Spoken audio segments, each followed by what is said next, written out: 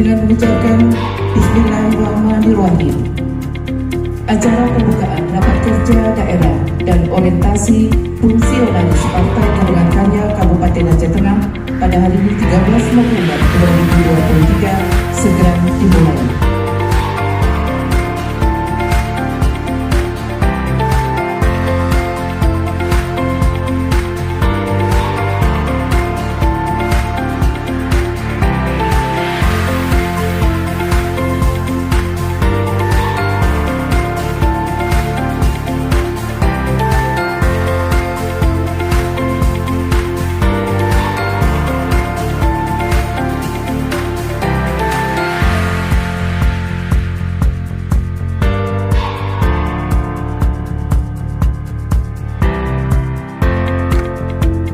Saya merasa berbahagia berkesempatan untuk membuka acara resmi pertemuan ini, sekaligus dapat bertatap muka dengan para hadirin yang melaksanakan rapat kerja daerah dan orientasi fungsionalis Partai Golkar Kabupaten Aceh Tengah.